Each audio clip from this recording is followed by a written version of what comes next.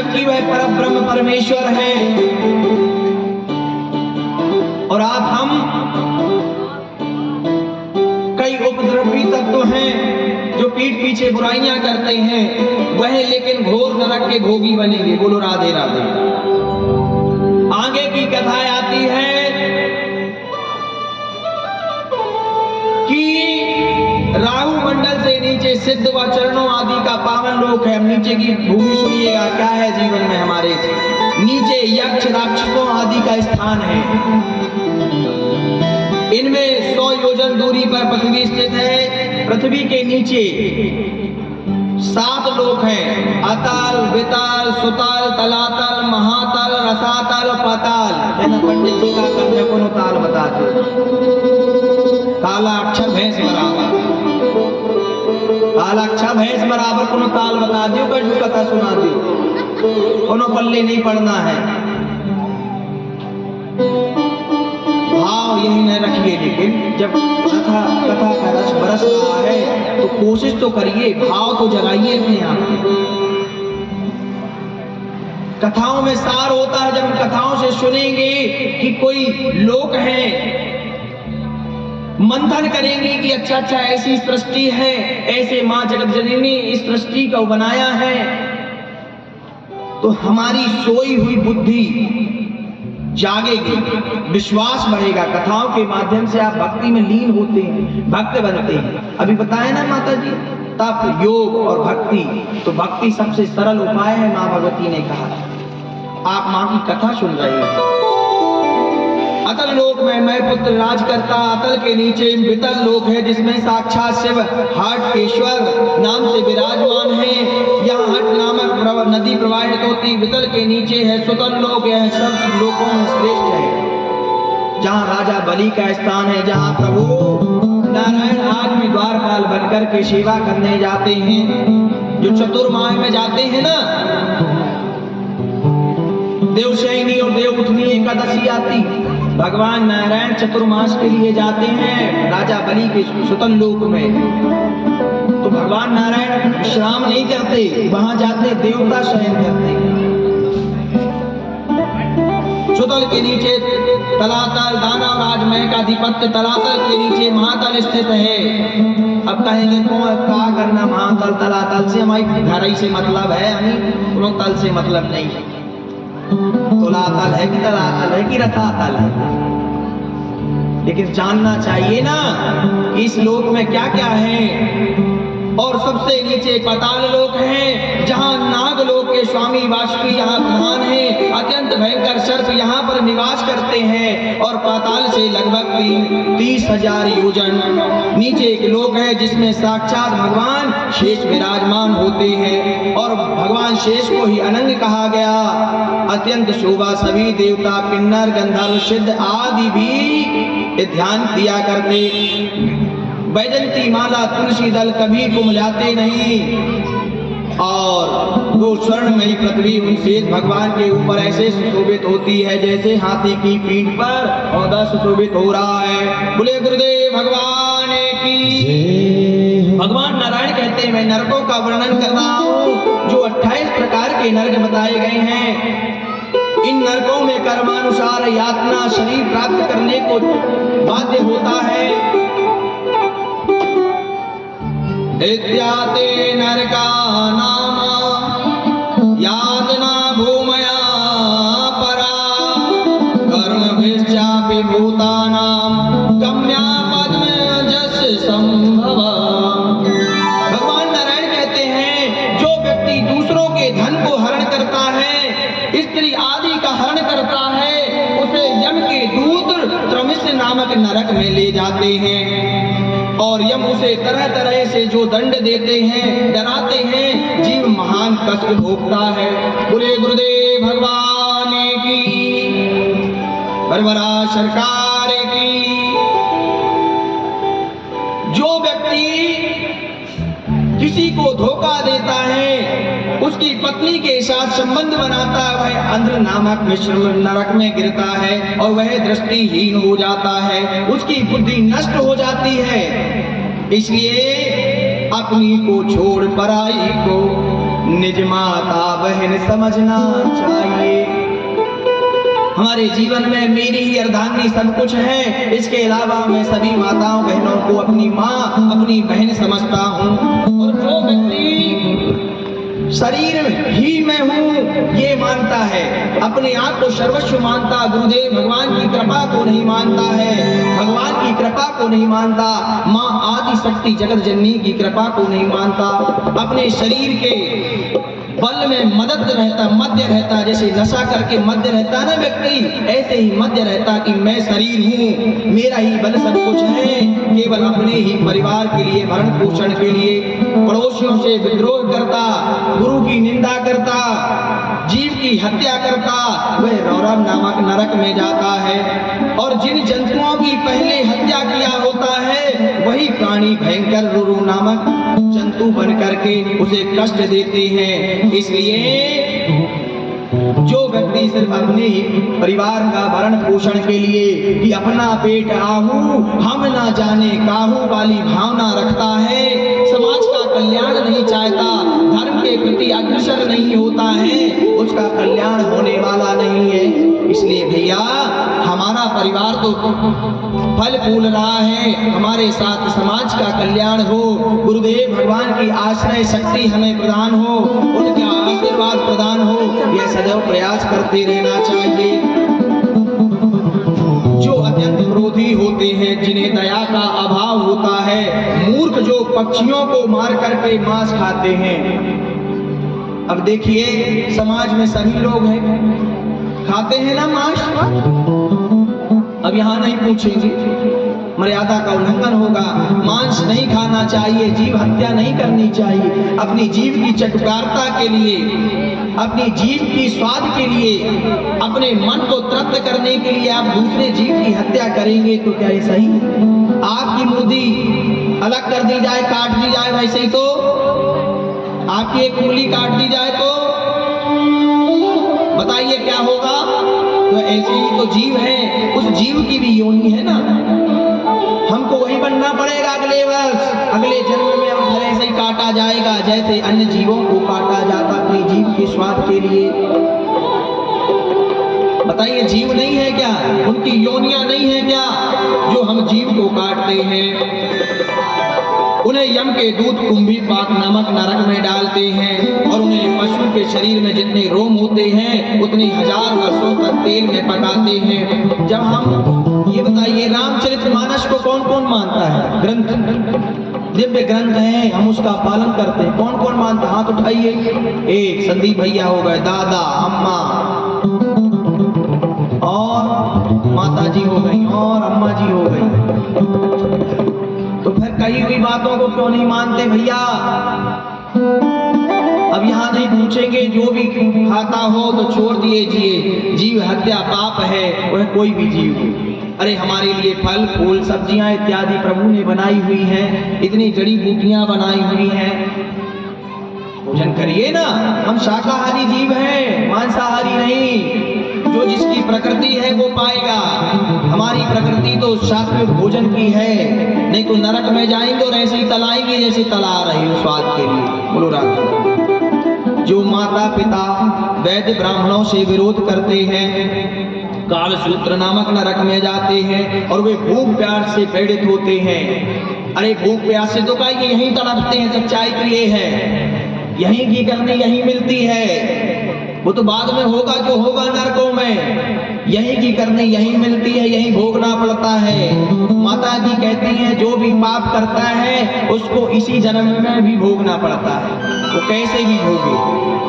आप स्वयं समाज में रहते हैं, जानते हैं जो जैसा किया है भोगता है। कोई है जो बुरा किया हो और अच्छा पाके गया हो? एक आध बता दो कि फलाने व्यक्ति हैं तो ऐसा ऐसा अच्छे गए। जो व्यक्ति विपत्ति का समय न आने पर भी सनातन धर्म का परित्याग कर दूसरे धर्म में, संप्रदाय में, अपने भगवान को छोड़ करके दूसरे संप्रदाय में चले जाते हैं। हम सनातनी हैं, हमको भगवान ने अपने इसी सनातन में जन्म दिया है, हिंदू बना करके पैदा किया है, हमारे धर्म अच्छा विचार रखते हैं, वो तो कुरीतियां हैं, राजनीतियां हैं जो भेदभाव पैदा करती हैं। हम तो साधारण आमजन मनुष्य हैं, खेती बाड़ी करते हैं, पेट पालन करते हैं, 2 वक्त की रोटी मिल जाए, बढ़िया सा घर दौर हो, बढ़िया से रहें, यही हमारा जीवन। हमको क्या करना 3, 13, 9, 18 से? कोई मतलब है किसी को? भगवान बनना है किसी को? प्रभु हमको इंसान ही रहने दो। धान उगाएं जिसमें सार है, पेट का निवाला उसी को बेचेंगे, पैसा आएगा, बढ़िया से पालन परिवार का करेंगे, अपनी थोड़ी बहुत इच्छाएं हैं जो टूटी फूटी उसको पूरा करेंगे, यही जीवन कटता रहता है। हम मीडियम फैमिली वालों का, गरीबों का भी, और जिसके पास थोड़ी बहुत धन हो जाता है तो हाहाकार मचा देते हैं। तो भैया हम सभी मीडियम फैमिली से हैं सभी लोग, इसलिए हमको कुछ भी नहीं चाहिए है। प्रभु सिर्फ इतना ही चलता रहे, कृपा बरसती रहे, यही बहुत है।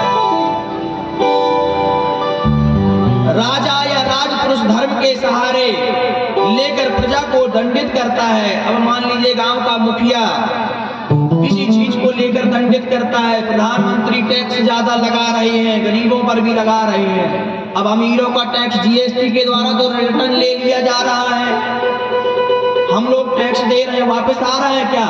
तो सबसे ज्यादा गरीब वर्ग पिस रहा है। हम हर चीज में तो टैक्स दे रहे हैं, रिटर्न आ रहा है क्या? नहीं आ रहा। उसका उपभोग जो है राजनेता है अपनी सिर्फ राजनीति में कर रहे हैं, और हम अज्ञानी कुछ भी नहीं जानते, और जो जानते हैं वो जो सिर्फ पैसा लेकर के हमारे टैक्सों का दोहन कर रहे हैं। तो कहते हैं, और जो ब्राह्मणों को शारीरिक दंड देता वह महापापी सूची मुख नामक नरक में गिराया जाता है, जहां यम के दूध से गन्ने की तरह छीलते हैं, उसी के सभी अंगों को पीसते हैं। वह अनेक प्रकार के कष्ट भोगता है।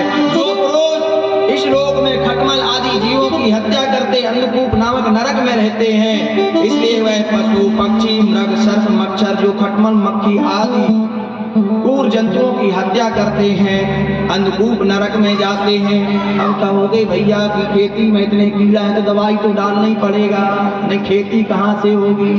तो प्रभु क्षमा करिएगा, यह प्रकृति के लिए कौन है? हम ही जिम्मेदार हैं। पहले था क्या ये सब? पिक्चरों में दिखाया जाता है साउथ की, यही कीड़े बना रहे हैं, प्रजातियां बना रहे हैं, हमारी दवाई बिके। मनुष्य ही मनुष्य का सबसे बड़ा शत्रु हो गया है, यही कीड़े बना रहे हैं, यही बीमारियां पैदा कर रहे हैं। दूसरा, हम पर्यावरण के साथ भी खिलवाड़ कर रहे हैं। हम साफ सफाई नहीं रखते हैं, हम पौधे नहीं लगा रहे हैं, काट ज्यादा रहे हैं, नदियां विलुप्त हो रही हैं, जीव जंतु जाए तो जाए कहां से? इस बार मेंढक कितने देखे हैं टर्र टर्र करते बरसात में? कितने देखे हैं? ऐसा बताइए, 5-10 कितने देखे? भाव है इसमें, पूछने का हमारा ये नहीं। कितने टर्र टर्र मेंढक करते थे, कितने कीड़े मकोड़े होते थे, सब ये प्रकृति के स्वभाव वाले थे। हर किसी की एक क्रिया होती थी। केचुआ जमीन पर मिट्टी की उर्वरता बढ़ाता था। अब घोंगा तक नहीं दिख रहे हैं, घोंगा निकल रहे हैं, घोंगा निकल रहे हैं। केचुआ मिट्टी का संरक्षण करता था, उर्वरता बढ़ाता था। देखिए कथा तो है ही, इसके साथ इन चीजों का भी ज्ञान होना चाहिए। हम सब मजदूर वर्ग हैं, किसान वर्ग हैं, उर्वरता के लिए अलग से अब केचुओं को डाला जा रहा है, यूरिया डाल के, जहां 10 बोरा 15 बोरा क्विंटल धान होनी चाहिए 35 बोरा में ले जा रहे हैं। हरित क्रांति महाक्रांति बन गई, आगे चल करके नाश क्रांति हो जाएगी। कुछ भी नहीं होने वाला है। फिर क्या होगा? इसी बार असमय बरसात हो गई, धान पूरी गिर गई, रोग लग गया, सूखा। अब जिसकी 1 एकड़ खेती है तो जिसकी 1 एकड़ उसका क्या होगा बताइए? कीटनाशक पे कीटनाशक डाले पड़े हैं। अब यहाँ हमारा एक भाव और था, कथा के माध्यम से ही बोलेंगे। यदि मान लीजिए सरकार कहते कि धान की कीमत जो आज 2200-2500 रुपए है, आदरणीय सभी लोग 2500 रुपए है मान लीजिए आज, वही 5000 कर दे और कह दे कि जैविक खेती करिए, यूरिया मत डालिए। भविष्य को देखिए, आज के समय को नहीं, भविष्य को देखिए, बच्चों को देखिए, आगे आने वाले समय को देखिए, वर्तमान को नहीं कि आज अपना पेट आहू हम ना जाने का हूँ, हम अपनी जिंदगी जी ले, हमारे बच्चे नाती आने वाला बंस जाए भाड़ में। विदेश में नीति अपनाई जाती है पर्यावरण के साथ। हमने पढ़ाई की है भगवान की दया से, सिविल की तैयारी में ये सब कुछ पढ़ा हुआ है, इसलिए बोल पा रहे हैं। जो IAS कलेक्टर की तैयारी करता है वो सब इन चीजों का अध्ययन करता है। पर्यावरण क्या है, जीव जंतु क्या है, भूगोल क्या है, इतिहास क्या है, कॉन्स्टिट्यूशन क्या कहता, संविधान क्या कहता, कौन सी धाराओं की बात करता, किसके लिए क्या अधिकार दिए गए हैं, कहाँ बोलने की अभिव्यक्ति है, राष्ट्रपति के क्या अधिकार हैं, प्रधानमंत्री के क्या अधिकार हैं, ग्राम के सरपंच के क्या अधिकार हैं, SC, ST, OBC, इन एक्टों का आजकल दुरुपयोग हो रहा है। लेकिन लोग झूठे ही फंसा दे रहे हैं, गांव भर के नहीं करते हैं। कुछ लोग हैं जो राजनीति में आके या किसी दूसरे को क्यों पहले सम्मान मान लिया जाता था, कोई बात नहीं, बड़े हैं, बोल दिए, डांट दिए, कोई बात नहीं, कोई किसी के साथ अत्याचार नहीं कर रहा है क्या? अरे हम लोग तो खुशहाल से रहते। भाव यही है कि 2500 रुपए के साथ 5000 यदि कर दे और कह दें जैविक खेती करो, तो जो 35 बोरा आप उगाना चाहते हो, यूरिया डाल डाल के मिट्टी का दोहन हो रहा है, संरक्षण नहीं हो रहा है। इस विषय पर मंथन जरूर करिएगा।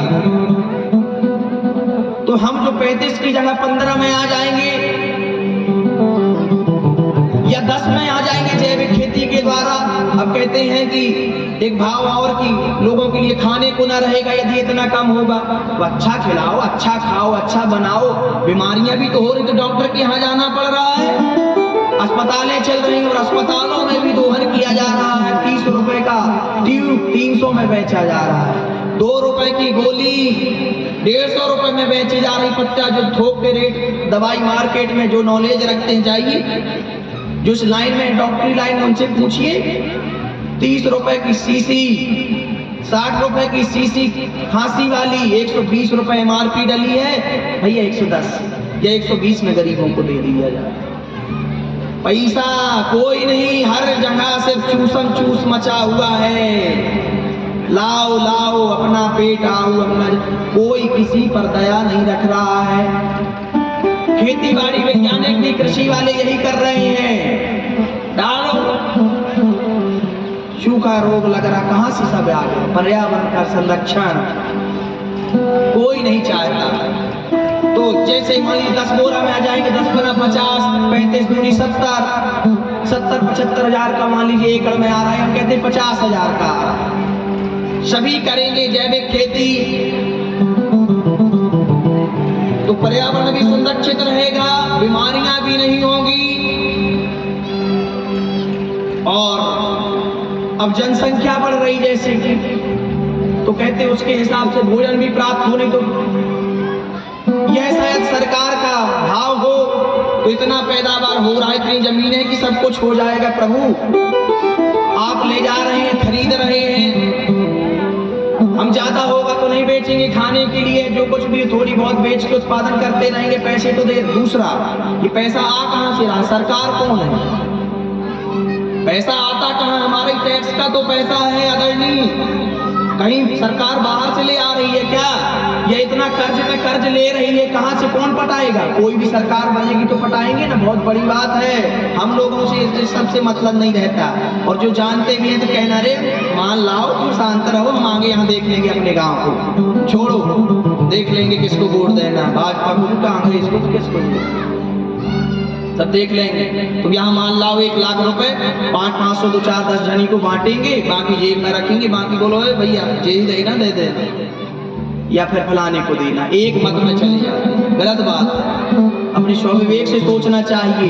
बिहार में अब ये राजनीति के विषय है नहीं लाएंगे, बोले राधे राधे। यही है कि हम नहीं जानते हैं, इसलिए विषय को नहीं समझते, बहुत बड़े विषय है ये। और हिंदू मुस्लिम करा करके सारी चीजें नीतियां सब इसमें डाल देते हैं। ये मति भ्रम कर रहे हैं और कुछ नहीं। हिंदू मुस्लिम, अरे जो सत्य, मैं किसी का पक्षधर नहीं, जो सत्य वही बात करूंगा। मान लीजिए कोई 70 वर्ष 50 वर्ष सेवा किया तो गलतियां नहीं होंगी आदरणीय, होगी ना?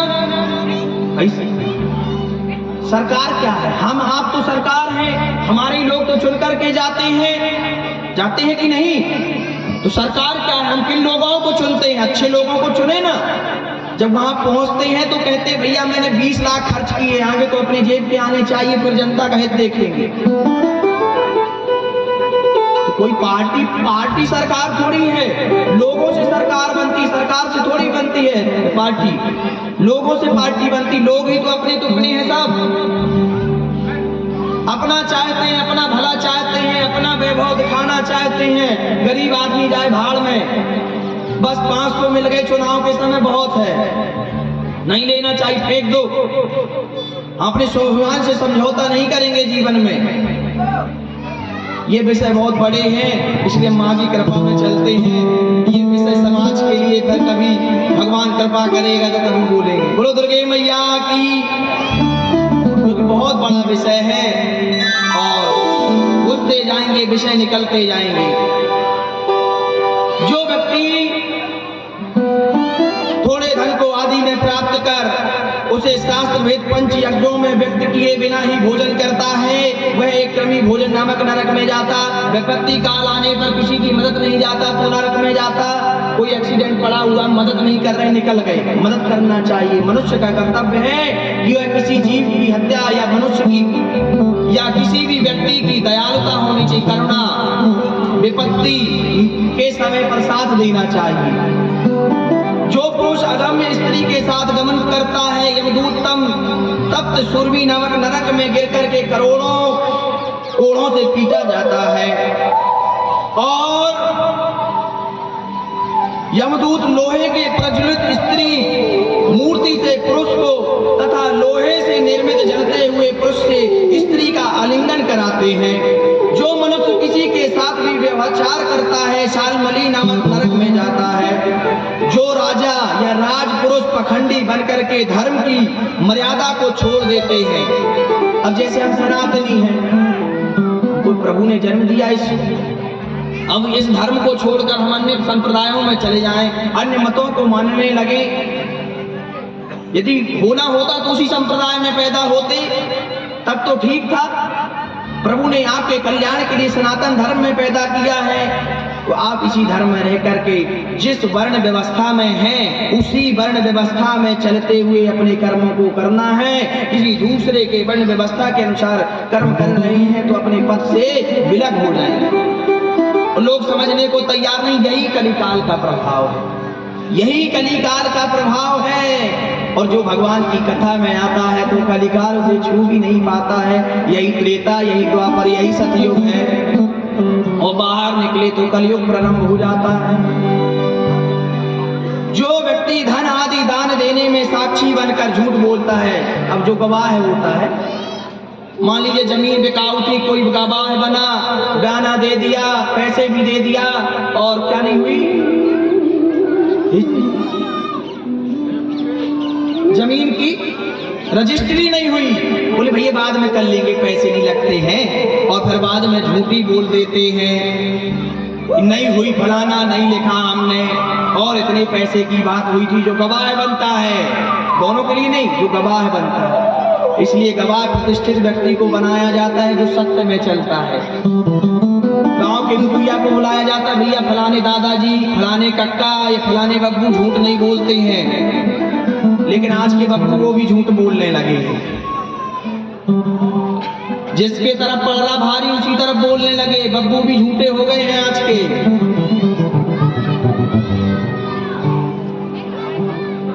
वह मरने के पश्चात अवधि नामक भयंकर नरक में गिरता है, जहाँ 100 योजन ऊंचे पर्वत से शिखर से गिराया जाता है। जो ब्राह्मण या ब्राह्मणी व्रत में स्थित अन्य कोई भी प्रमाण के कारण मदिरा का पालन करता है, जो ब्राह्मण मदिरा पीता है और तथा जो क्षत्रिय या वैश्य सोमपान करता है, उसका अहम पान नमक नरक में पतन होता है। उन्हें यमराज के दूत अब आप अपने मद के लिए, अपने नशे के लिए, अपनी खुशी के लिए पी लिया कि मजा आ रहा है, लेकिन परिवार बिखर जाते हैं, धन संपदा वैभव सब कुछ नष्ट होने लगती है जब आप गलत संगतों में पड़ते हैं। अब फिर सरकार आ गई। सरकार अर्थात गवर्नमेंट वाली, अपनी भरभरा सरकार नहीं, भरभरा सरकार तो कृपा कर रही है, संत सरकार तो कृपा कर रही है, ये गवर्नमेंट सरकार की बात कर रहे हैं। शराब से अधिक आय मिल रही है, टैक्स मिल रहा है, जानती है कि गरीब सबसे ज्यादा पीता है, पिया है और डड़ा नाली में लुढ़क गया, परिवार से लड़ाई झगड़ा करता, पत्नी से धन छीनता, बच्चों का व्यवहार अच्छा नहीं रखता बच्चों के प्रति, और आय आ रहा फायदा देखती है सरकार भी। भैया गवर्नमेंट की बात कर रही है, टैक्स ज्यादा मिल रहा है, क्यों नहीं बंद कर देते?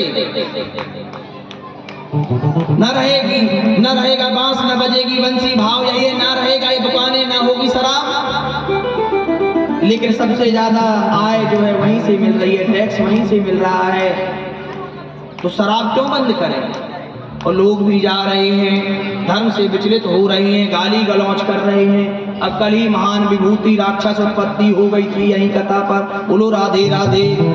यहाँ देवता दानव अप्सराएं भक्त जन सभी बैठे हुए हैं और राक्षस प्रवृत्ति बाहर विचरण कर रही है, मदिरा पान करके, सोम पान करके।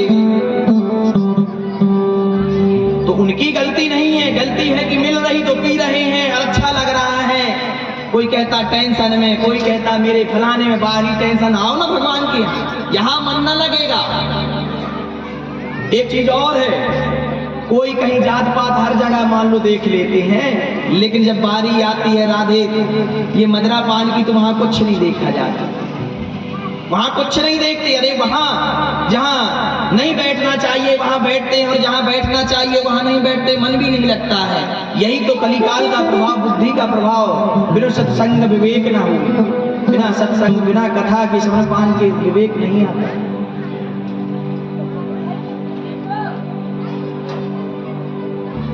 श्री हरि के द्वारा इस प्रकार नरकों का वर्णन किए जाने के पश्चात नारद जी महाराज डरे नहीं। उन्होंने कहा, हे प्रभु मैं आपका भक्त हूँ, इसलिए मुझे तो किसी प्रकार का भय नहीं है। तो भगवान का भक्त कौन है? हाथ उठाइए। कोई नहीं है?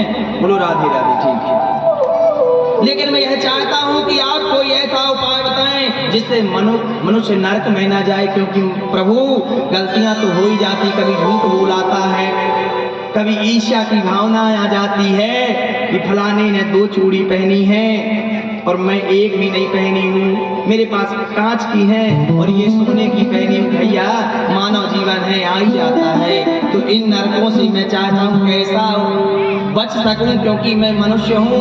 हे माता मैं कुछ नहीं जानती या जानता, कैसे बचा जाए? तो कहते हैं जो मनुष्य प्रेम पूर्वक भगवती नाम की आराधना करता है, उनका नाम जप करता है, वह कभी भी नरकगामी नहीं होता, वह संसार रूपी समुद्र से अपना उद्धार कर लेता है। और क्या कहते हैं? तेरे नाम की लगी है लगन माता,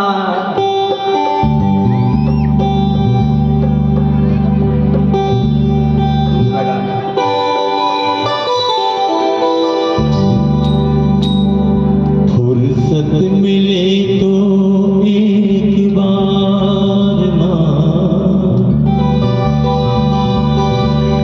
आजा, नैन निहारे तेरी राह माँ। फुर्सत मिले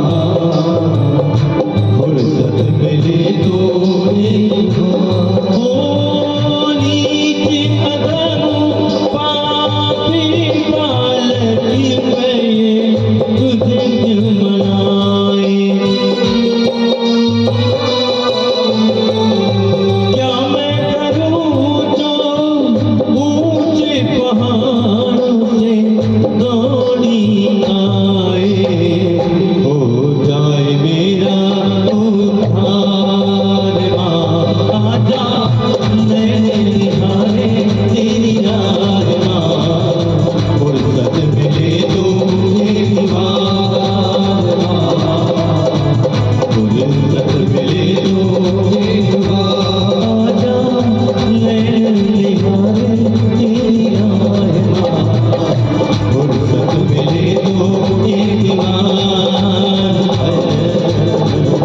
फुर्सत मिले तो एक बार फुर्सत मिले तो एक बार।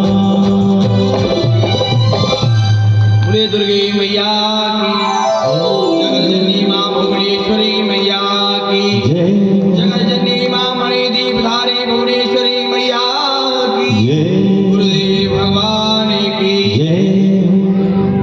श्री नारद जी महाराज कहते हैं अब 9वें स्कंद से भगवान नारायण और नारद जी के संवाद चलते हैं। यहाँ नारायण भगवान कथा श्रवण पान करा रहे श्रीमद् देवी भागवत नारद जी को। अभी संवाद चल रहा था व्यास जी और जन्मेजय जी और सूत जी महाराज नैमी शरण क्षेत्र में सभी शौनकादिक ऋषियों को तो कथा का श्रवण पान करा ही रहे हैं। ये दृष्टांत 3 जगह चल रहे हैं। हे प्रभु आप हमें कृपा करके देवी की आराधना का स्वरूप बताइए, किस प्रकार उनकी आराधना करनी चाहिए, आराधना की विधि क्या है, आराधना पर वे मनुष्य नरक से कैसे उद्धार कर पाते हैं। श्री नारायण ने नारायण जी कहते कि हे नारद जी सुनिए, भगवती के पूजन का संपूर्ण विधान बताता हूं मैं आपको, सभी ध्यान पूर्वक सुनिएगा। प्रतिपदा के दिन गाय के घी से देवी की आराधना करनी चाहिए। किसके दिन? प्रतिपदा के दिन। और ब्राह्मण को घी का दान करना चाहिए, इससे व्यक्ति निरोग हो जाता है। अब कोई रोगी हो तो प्रतिपदा के दिन गाय के घी से देवी की आराधना करनी चाहिए। हवन इत्यादि शुद्ध घी का दीपक जलाना चाहिए और माँ का पूजन करना चाहिए। द्वितीया के दिन शर्करा से जगन माता का पूजन करना चाहिए। ब्राह्मण को शर्कर का दान देना चाहिए। ऐसे मनुष्य दीर्घजीवी होते हैं। कोई बीमार ही रहता हो बार बार तो शर्करा का दान करना चाहिए। तृतीया को भगवती दुग्ध समर्पित करना चाहिए। विप्रों को दुग्ध का दान देना चाहिए, सभी प्रकार के दुखों से मुक्त हो जाते हैं। चतुर्थी के दिन पुआ का पेट अर्पण करना चाहिए, वे समस्त बाधाओं से बच जाते हैं। पंचमी की तिथि को भगवती का पूजन करके केला अर्पण करना चाहिए। इस दिन क्या करना चाहिए ध्यान पूर्वक सुने। षष्ठी तिथि को भगवती के पूजन कर्म में मधु को प्रधान बताया गया है। इससे मनुष्य अगला जन्म लेता है वह दिव्य रूप वाला पाता है। सप्तमी के दिन भगवती को गुड़ का नैवेद्य अर्पित करना चाहिए और सभी शोकों से मुक्त हो जाते हैं। कोई शोक है, भय है, बाधा है, इससे मुक्त हो जाते हैं। अष्टमी के दिन भगवती को नारियल का नैवेद्य लगाना चाहिए और सभी संतापों से रहित हो जाता है। नवमी के दिन भगवती को लावा का भोग लगाना चाहिए, परलोक में सुख प्राप्त करता है।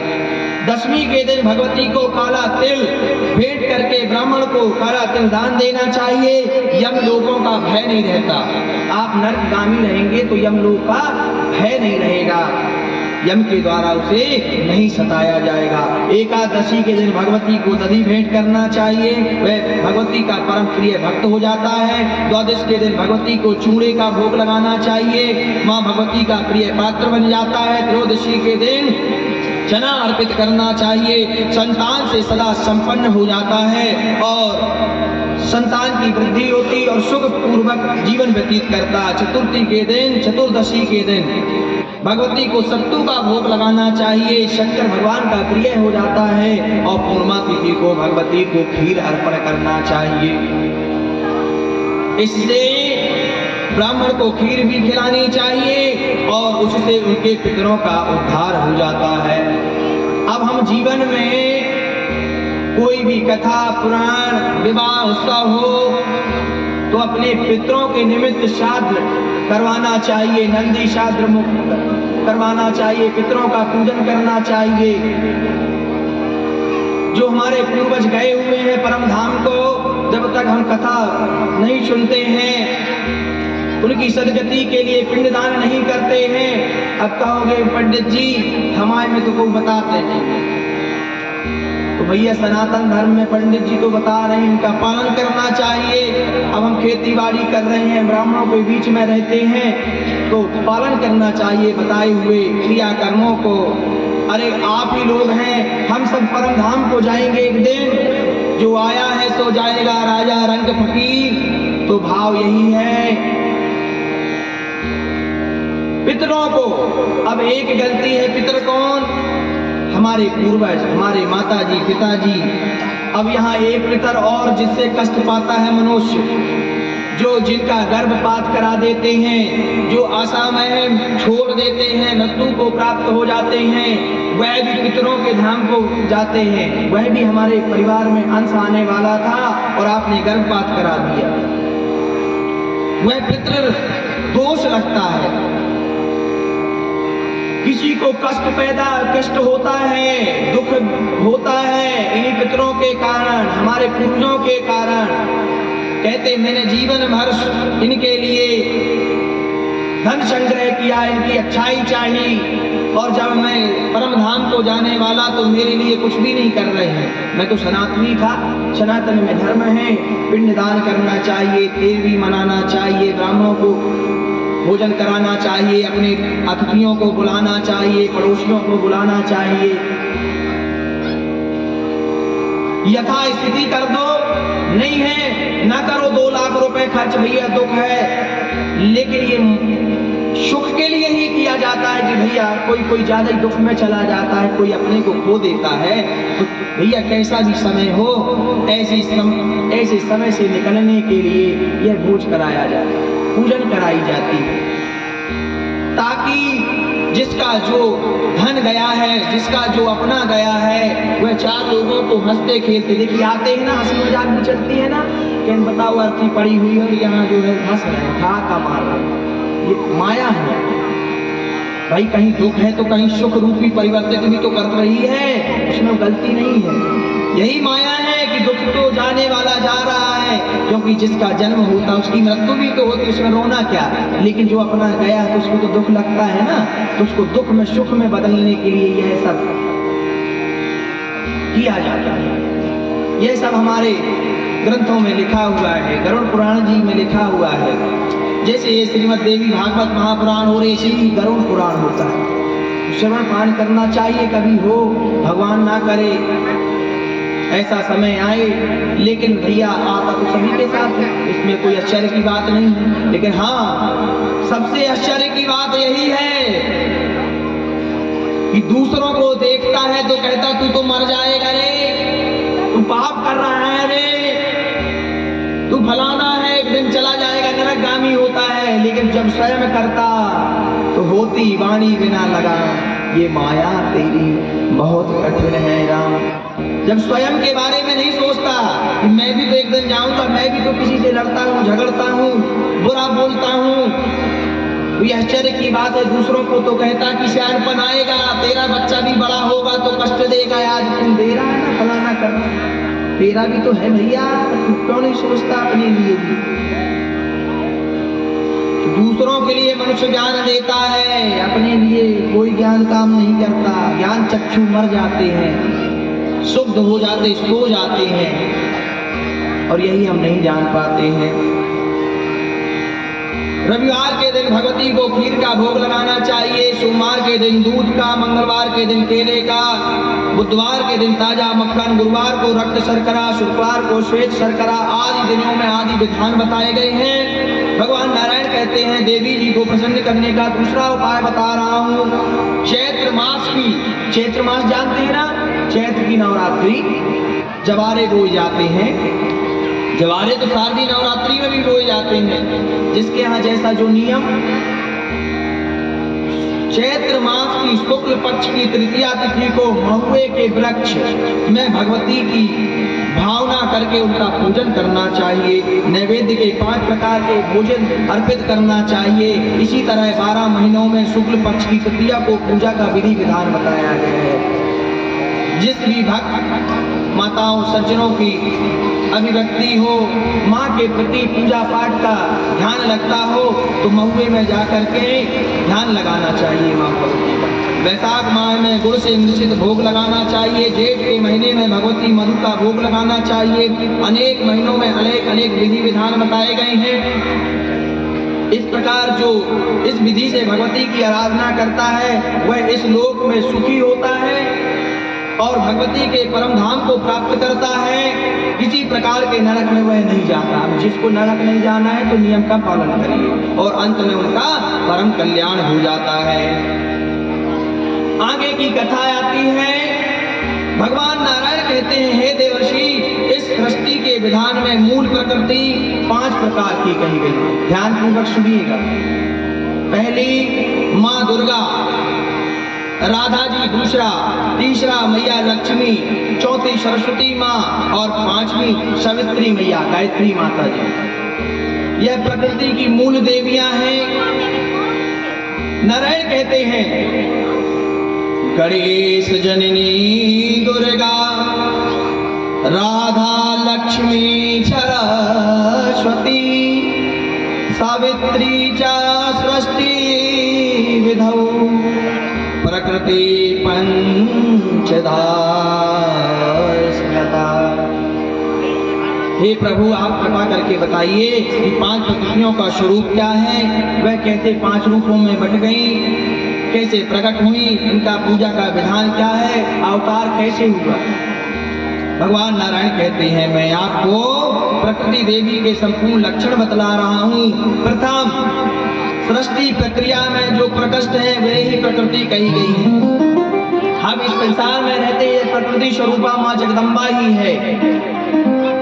सृष्टि की उत्पत्ति के लिए योग माया का आश्रय लेकर के, योग माया अर्थात देवी माँ जगत जननी ही,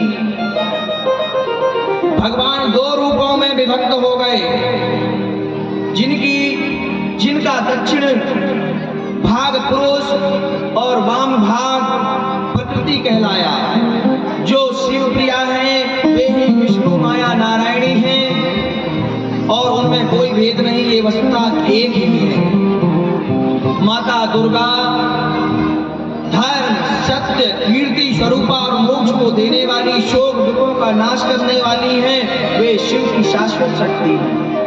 माता महालक्ष्मी दूसरी शुद्ध शतरूपा परमात्मा ही शक्ति है। वे समस्त संपत्तियों की अधिष्ठात्री देवी हैं। शोभामयी, अतिशयनी, शांतशील है, सर्वमंगल करे राज्य लक्ष्मी, ग्रस्त के धर्म में ग्रह लक्ष्मी ही है। वे दया स्वरूप है।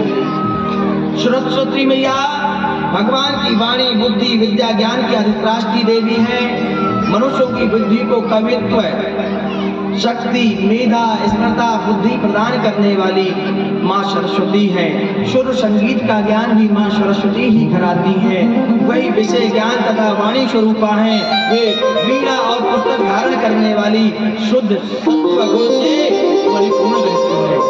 सावित्री मैया, गायत्री मैया, अब हमारे जो वेद वेदांत हैं, ग्रंथ हैं, वेद हैं, छंदों, संध्या, वंदन, मंत्रों एवं समस्त तंत्रों की जननी है। यह जो हम आपको कथा सुना रहे हैं, इनकी अधिष्ठात्री देवी माँ गायत्री है, सावित्री मैया है। यही स्वयं को तीर्थ भी, स्वयं को पवित्र करने के लिए तीर्थ, प्रयागराज, भद्रिका, रामेश्वरम आदि जगन्नाथ तीर्थ भी सावित्री और गायत्री का स्मरण करते हैं। अर्थात ब्राह्मणों के द्वारा वह मंत्र उच्चारण किया जाता है। जब यज्ञ हवन इत्यादि होते तो वो माँ जागृत होती है, आशीर्वाद प्रदान करती हैं। तो जिस जगह पर यह कार्य हो रहा है, पड़रिया खुर्द में यह दिव्य कथा चल रही, माँ गायत्री की अनुकंपा आप सभी के ऊपर बरस रही। क्यों? ग्रंथों का गायन गाया जा रहा है, कथाओं का श्रवणपान कराया जा रहा है। इस प्रकार 5वीं शक्ति भगवती राधा जी यह पंच प्राणों की अंतर्राष्ट्रीय देवी है। सभी कृष्ण के वामान में विराजमान रहने वाली भगवान कृष्ण के रास लीला की अधिष्ठात्री देवी है। रास मंदिर में उनका आविर्भाव हुआ। वे भगवान कृष्ण की रास लीला में रहती और वे सुशोभित हो रही। कल्प से उन्होंने ब्रह्मानु जी की पुत्री के रूप में जन्म लिया और अपने चरण कमलों को स्पर्श से पृथ्वी को पवित्र किया माँ राधा रानी ने। ब्रह्मा जी जिनके दर्शन के लिए, ध्यान दीजिएगा, इसलिए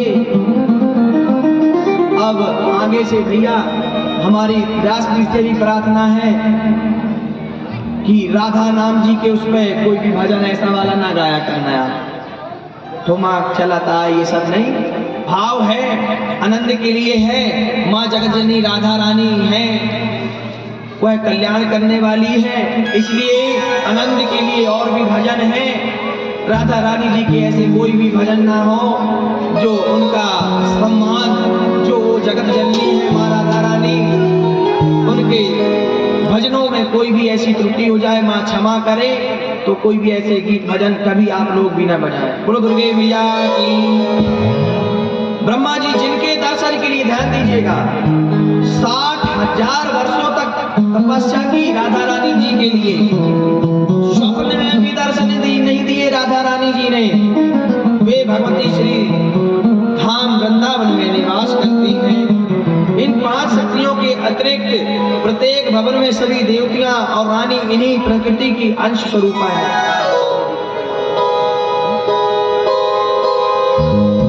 जय राधा राधा श्री राधा, जय राधा राधा श्री राधा, जय राधा राधा श्री राधा, जय राधा सभी लोग बोले जय राधा राधा श्री राधा, जय राधा राधा श्री राधा, जय राधा राधा श्री राधा, जय राधा राधा श्री राधा, जय राधा राधा श्री राधा, जय राधा राधा श्री राधा, जय राधा राधा श्री राधा, जय राधा राधा श्री राधा।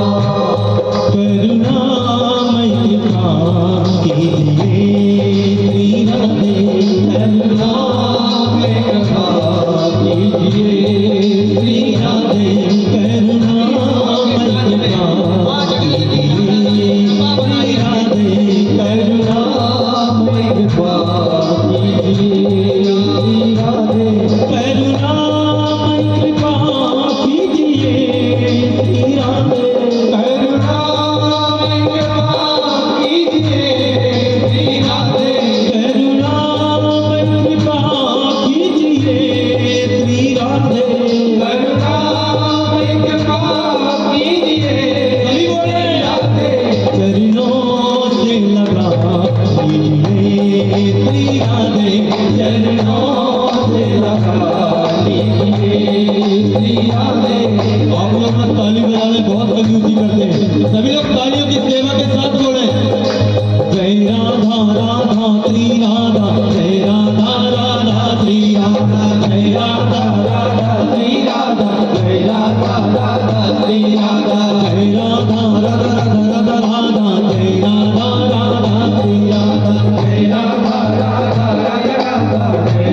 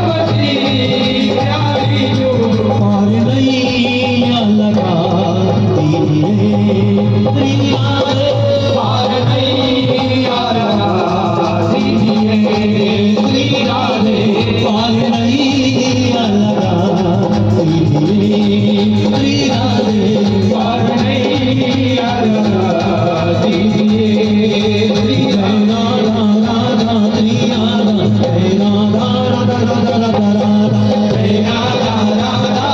राधा जय राधा राधा श्री राधा जय राधा राधा श्री राधा जय राधा राधा श्री राधा जय राधा राधा श्री राधा जय राधा राधा श्री राधा जय राधा राधा श्री राधा जब से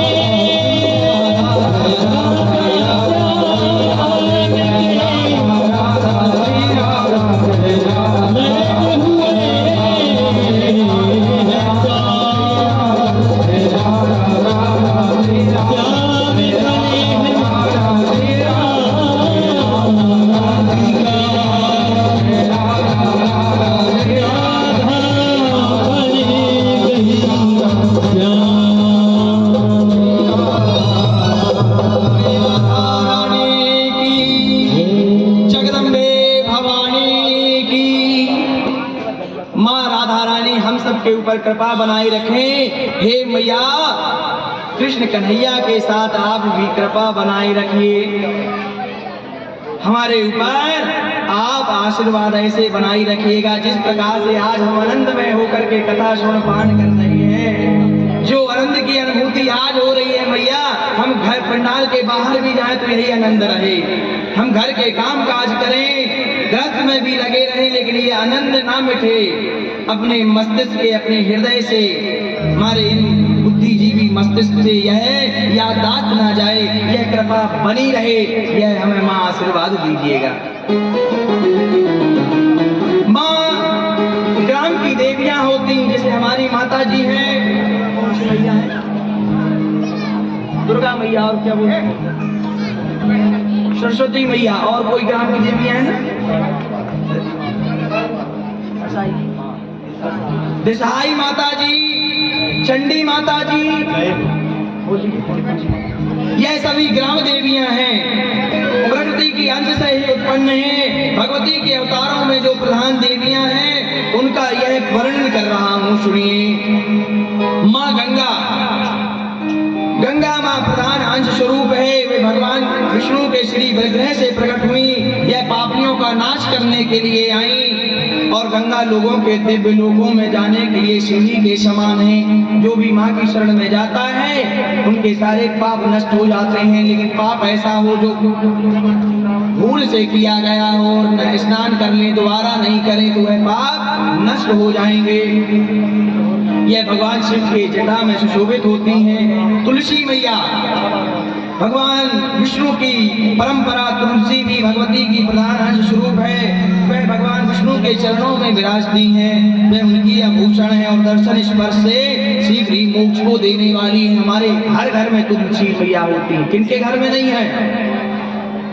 सभी के यहाँ है, सभी के यहाँ। जिसके यहाँ तुलसी माता मुरझा गई, समझ लो भैया कुछ ना कुछ गड़बड़ है। इसलिए फूलती फलती रहना चाहिए। प्रतिदिन सूर्य भगवान को जल देने, तुलसी मैया की पूजन करना चाहिए। मनसा देवी, कश्यप जी की पुत्री मनसा देवी भी शक्ति के प्रधान अंश से हैं। वे भगवान शंकर की परिषद और भगवान विष्णु की परम भक्त हैं। वे सदैव पूजा में तत्पर रहती और वे सभी मंत्रों की अधिष्ठात्री देवी है मनसा देवी। मनसा देवी के पुत्र आस्तिक मुनि जी जन्मेजय जी का यज्ञ रुकवाने के लिए गए। सर्प यज्ञ जब पिता परीक्षित जी को तक्षक नाग ने काट लिया, जन्मेजय जी सर्प यज्ञ करते हैं। उन्हीं मनसा देवी के पुत्र आस्तिक मुनि जी आते हैं और सर्प यज्ञ को रुकवाते हैं। जो भी आस्तिक मुनि जी का नाम ले लेता है, मनसा देवी जी का नाम ले लेता है, हम लोग खेती बाड़ी वाले सभी, तो यह याद करिएगा, किसी को डर है सांपों से, सर्पों से, तो यह मंत्र इनका नाम लेने मात्र से भय दूर हो जाता है और सर्प भी दूर हो जाते हैं। देखकर यदि किसी के बाड़ी आड़ी में जाता हो तो लिख करके पर्ची टांग दीजिए, कल्याण हो जाएगा। षष्ठी देवी षष्ठी माता को कौन कौन जानता है? षष्ठी मैया, छठ पूजन, बिहार उत्सव, यहाँ तक सौभाग्यवती स्त्रियां देखा टीवी में छठ पूजन रीवा सतनत रख करते, बिहार में करते। हमारे यहाँ तो अभी नहीं मनाया जाता, लेकिन यही छठी माँ छठी मैया यह प्रधान अंश स्वरूपा है। ये पुत्र आदि जन्म के समय परम वृद्ध रूप में विराजमान रहती है। शायद कोई संस्कार भी किया जाता है क्या छठ में, छठी के दिन? बच्चों के लिए है। जब बच्चा छोटा हो, बीमार हो, बार बार डॉक्टर के यहाँ ले जाना हो, तो माँ कितनी 9 महीने कोख बेड हुई, इतना मेहनत करी और बच्चा बीमार निकली, परेशान हो, तो छठी मैया की आराधना करनी चाहिए। पूरे संसार में 12 महीनों इनकी पूजा होती है। सूत का ग्रह में बालक के जन्म में छठे दिन 130वें दिन इनकी पूजा कल्याणकारी होती है। जो भी हो छठ माता का नाम लेकर के, जिनके भी बच्चे बीमार रहते हो, ऐसा हो तो पूजन कर लेना चाहिए। ये जल थल आकाश तीनों में बालकों के लिए कल्याणकारी कही गई है। मंगल चंडिका, यह भी देवी प्रधान अंश स्वरूपा है। इन्हें चंडी, मंगल देने वाली चंडी है। यह पुत्र पौत्र धन ऐश्वर्य मंगल आदि का दान करने वाली हैं। यह नारियों के सब कामनाएं पूर्ण करने वाली श्री चंडिका मैया का पूजन करना चाहिए। भगवती काली, यह अंश से स्वरूपा माता काली का प्रकट हुआ। यह मनुष्यों के साथ युद्ध काल में माँ भगवती दुर्गा के ललाट से प्रकट हुई। समर्थ है, ओंकार मात्र से सभी राक्षसों को भस्म कर देने वाली हैं। देवी पृथ्वी मैया वसुंधरा देवी को तो आप देख ही रही, सबका कल्याण करती, हम लोगों का संरक्षण कर रही। खेती बाड़ी धन संपदा वैभव सब इसी से आ रहा है। भगवान नारद कहते हैं, अब मैं आपको देवी प्रकृति का वर्णन कर रहा हूँ, सावधान। स्वाहा देवी, ये अग्निदेव की पत्नी है। जब यज्ञ हवन धूपी लगाते तो स्वाहा बोलते हैं, ध्यान दीजिएगा। स्वाहा बोलते हैं ना, स्वाहा बोलना चाहिए, तभी यज्ञ भगवान को समाधि को लेते हैं। दक्षिणा देवी, यह यज्ञ देव की पत्नी है। स्वाहा देवी अग्निदेव की पत्नी है और दक्षिणा देवी यज्ञदेव की पत्नी है। इनके बिना कोई भी किए गए सभी कर्म निष्फल हो जाते हैं। बिना दक्षिणा के जो भी कार्य करता है उनका कार्य निष्फल हो जाता है। इसलिए यज्ञ के बाद हमें दक्षिणा जरूर देनी चाहिए।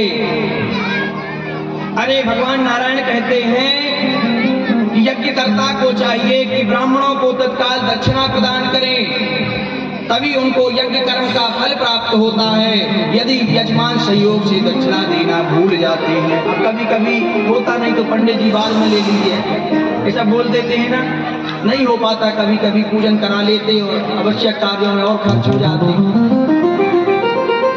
तो एक मुहूर्त बीतने पर दक्षिणा दोगुनी हो जाती है, 3 रात बीतने पर दक्षिणा 100 गुनी हो जाती। ध्यान दीजिएगा। इसलिए जो भी हो, जितना भी यथास्थिति, पंडित जी बोलते हैं यथास्थिति जो भी हो तुरंत देने दिया। पंडित जी ने पूजन कराई, तुरंत दे दो, कोई बात नहीं, जो भी हो प्रभु कृपा से। घड़ी की टिक टिक के समान दक्षिणा भी बढ़ती रहती। यदि यजमान 1 सप्ताह तक दक्षिणा नहीं देता है तो वह दक्षिणा 200 गुना हो जाती है। 1 महीने के बाद 1 लाख गुना हो जाती। इस प्रकार ब्राह्मणों की दक्षिणा बढ़ती ही रहती। 1 वर्ष बीत जाने पर वह 3 करोड़ गुना हो जाती। इसलिए यजमानों का सारा कर्म विधान पूजा पाठ सब व्यर्थ हो जाता है। इसलिए दक्षिणा तुरंत ही जो भी यथास्थिति, पंडित जी बोलती यथास्थिति दक्षिणा संकल्पम दे दो। शोधा देवी, ये पितृदेवों की देवी है, पितृदेवों की पत्नी। इनके बिना किया गया कोई भी पितृ कर्म सफल नहीं होता। स्वस्ति देवी, ये वायु देव की पत्नी, ये वायु देव की पत्नी है। इनकी कृपा के बिना जो भी आदान प्रदान होता है वह निष्फल हो जाता है। पुष्टि देवी ये गणपति भगवान की पत्नी है। इनकी कृपा के बिना नर नारी बड़े कमजोर शरीर वाले होते हैं। यदि कोई कहते हैं कि हमारा पुत्र भैया कमजोर सा है या हमारी बेटी कमजोर सी है, अब एक आई थी, थोड़ी से बता देते हैं, कटरा बाजार पंडित जी लड़की आई थी, पंडित जी मेरा शरीर दुबला क्यों है? मैं कहा बेटा भोजन करो, माता पिता की बात मानो, फोन में ज्यादा ना लगे रहो तो भोजन पचेगा, पुष्ट रहोगी। पंडित जी बहुत खाती हूँ, तो मैं कहा मन लगा के नहीं खाती, खाओ पियो संतुष्ट रहो। तो पंडित जी मैं पतली हूँ, शादी होने वाली है। तो मैं कहा बेटा अच्छे मन से भगवान की शरण में रहे, मम्मी की बात मान तो सब सही हो जाएगा। और दूसरा शरीर का गुण है पतला और मोटा होना, तुम्हारे व्यवहार, तुम्हारे आचरण, तुम्हारी सभ्यता तुम्हारे काम आती है, पतला मोटा यह नहीं। तो इसको ना देखो कि मैं पतली हूँ। जो कोई ऐसा कमजोर है तो पुष्टि देवी की प्रार्थना करनी चाहिए। रति देवी ये भगवान कपिल की पत्नी है, प्रिया देवी उद्योग की पत्नी है। और यदि किसी की धैर्यता टूटती हो, क्रोध ज्यादा करता हो तो धरती देवी को प्रार्थना करनी चाहिए। प्रिया देवी, इनकी कृपा के बिना संपूर्ण जगत विधिहीन हो जाता है। अनेक कलाएं हैं, चंद्रमा की पत्नी रोहिणी, अहिल्या की पत्नी, जितनी भी देवताओं की पत्नियां हैं यह सब अक्षांश हैं, कलाएं। पितरों की मानसी कन्या अंबिका, सीता मैया, ये सत्यवादी, सत्यभामा, कलिंदी, लक्ष्मणा, जामवती, जितनी भी ये सब माताएं हैं। अतः जो ग्राम देवियां वे सभी प्रकृति की कलाएं हैं और देवी के अंश से उत्पन्न हुई, इसलिए सभी नारी मनुष्य को अपमान नहीं करना चाहिए। ध्यान दीजिए, 10 मिनट और रुक सकते हैं तो रुक सकते हैं जी, क्योंकि बस 10 मिनट और, फिर इसके बाद आरती होगी। समय अनुसार आज कथा पूर्ण कर दी जाएगी। सभी के काम काज हैं, सभी को ध्यान दीजिए। बस 5 मिनट, 10 मिनट बाकी है 6 बजने में। इसलिए माँ भगवती कहती है कि किसी भी नारी का, मनुष्य का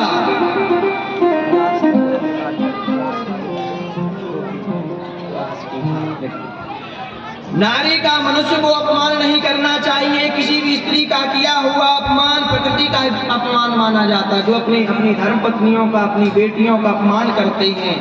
नारी शक्ति देवी तुल्य है, नारी लक्ष्मी स्वरूपा है, सरस्वती स्वरूपा है, वही घर संसार को चलाने वाली है। इसलिए नारियों का अपमान नहीं करना चाहिए। कभी क्रोध भी हो जाओ तो सॉरी बोल देना चाहिए। कभी कभी हो सके तो प्रेम पूर्वक जो 3 वर्ड हैं वो भी बोल देना चाहिए। बोलो राधे राधे।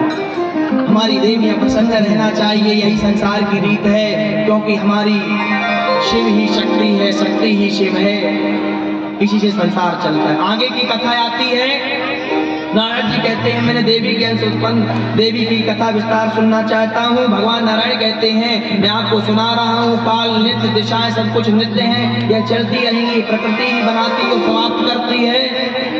उसी प्रकार ब्रह्म की सनातनी लीला शक्ति प्रकृति ही है।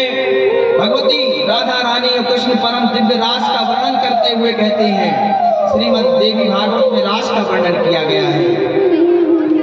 कृष्ण और भगवती राधा रानी महाराज ब्रह्मा जी के पूरे 1 दिन तक चला। शरद पूर्णिमा की रात्रि सभी गोपियों को बुलाया। कृष्ण कन्हैया ने वंशी का निनाद किया, वेणु निनाद किया। भगवान जिसको बुलाना चाहते थे वही गोपियां आई। कोई दुग्ध दूह रही थी, दुग्ध छोड़ करके आ गई। कोई भोजन पति को परोस रही थी, वो छोड़ के आ गई। कोई बच्चे को दुग्ध पान करा रही थी, वो छोड़ के आ गई। कोई पोछा चला रही थी, वो गोपी छोड़ करके आ गई। गोपी वह है जो कृष्ण रस को पीना चाहती है। इसमें ना कोई स्त्री है ना कोई पुरुष है, हर कोई पुरुष, दादा, कक्का, फूफा, नाना, दद्दा, बब्बा, अम्मा, चाची, भाभी, सभी माताएं शक्तियां, सभी गोपियां हैं। और आइए सभी लोग गोपी भाव से, चाहे वह भैया हो, दादाजी हो, कहते हैं 1 दिन तक रास चला। नीले नीले बादलों के मध्य शोभायान हो रही है। नील सरोवर घनश्याम के मध्य समस्त गोपियां सुशोभित हो रही है। राज राजेश्वरी जिस प्रकार हम अपने अनंत दुनिया के साथ कीना करते, भगवान गोपियों के साथ निर्विकार रूप से रास कर रहे हैं। और आइए हम सभी भी रास में चलते हैं। एक कथा आती है,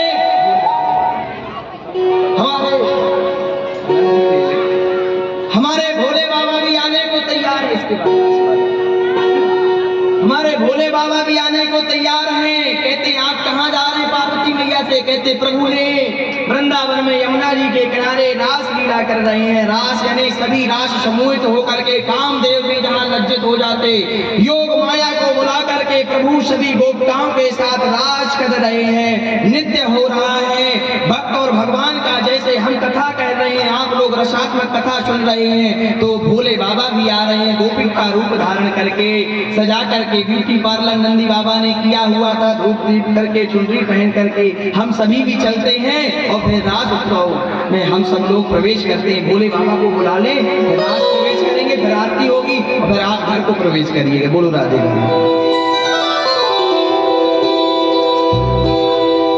पार्वती से बोले मैं भी चलूंगा तेरे साथ में, तेरे साथ में।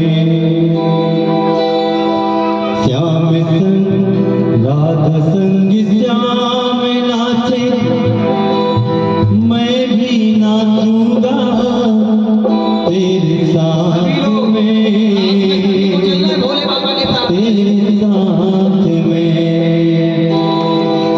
ब्रज में राशि रचा है भारी, मानो बातें हमारी वृंदावन आ गई है, वृंदावन आ गई है।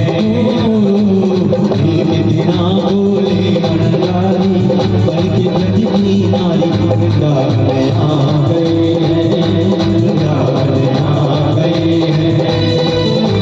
पार्वती जी मना तिहारी, रामाने त्रिपुरारी वृंदावन आ गई है, वृंदावन आ गई है। और ऐसे सभी लोग खड़े हो जाते हैं साथ साथ। इसके बाद सभी लोग यहाँ से भगवान राम बिहारी के राज में सम्मिलित हो गए। और एक बात और, खड़े तो हो गए लेकिन ऐसे मत खड़े रहिएगा।